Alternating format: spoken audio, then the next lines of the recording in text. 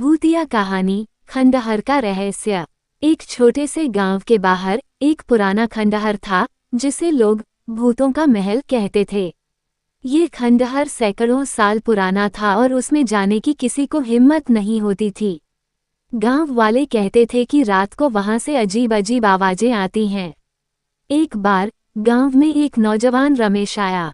वह बहुत निडर और जिज्ञासु था। उसने खंडहर की कहानियां सुनी और तय किया कि वह वहां जाकर सच्चाई का पता लगाएगा। रात का सामना। चांदनी रात थी। रमेश ने एक टॉर्च और एक चाकू लेकर खंडहर में कदम रखा। अंदर हर तरफ टूटे हुए स्तंभ, जाले और पुरानी तस्वीरें थीं। जैसे ही वह अंदर बढ़ा, उसे एक अजीब सी ठंड महसूस हुई। अचानक पीछे से किसी के चलने की आवाज आई। उसने मुड़कर देखा, लेकिन वहां कोई नहीं था। अचानक एक धुंधली आकृति उसके सामने प्रकट हुई।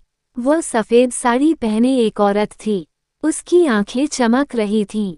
उसने धीमे स्वर में पूछा, तुम कौन हो और यहाँ क्यों आए हो? सच्चाई का खुलासा। रमेश ने हिम्मत दिखाते हुए पूछा, तुम कौन हो और यहाँ क्यों भटक रही हो? भूतिया औरत ने जवाब दिया, मैं इस महल की रानी थी। मेरे विश्वासघात के कारण मुझे मार दिया गया। मैं यहाँ न्याय के इंतजार में हूँ।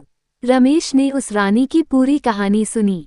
उसने वादा किया कि वह गांव वालों को इसके बारे में बताएगा और उसकी आत्मा को शांति दिलाने के लिए प्रार्थना करेगा। अगली सुबह रमेश ने गांव वालों को सच्चाई बताई। सभी ने मिलकर रानी की आत्मा की शांति के लिए पूजा की। इसके बाद खंडहर से अजीब घटनाएं होना बंद हो गईं। कहते हैं कि रमेश की हिम्मत और गांव वालों की एकजुटता ने रानी की आत्मा को मुक्ति दिलाई। अब वो खंडहर सुनसान है, लेकिन डरावनी नहीं। सीख: डर का सामना करने और सच्चाई जानने का साहस रखना चाहिए।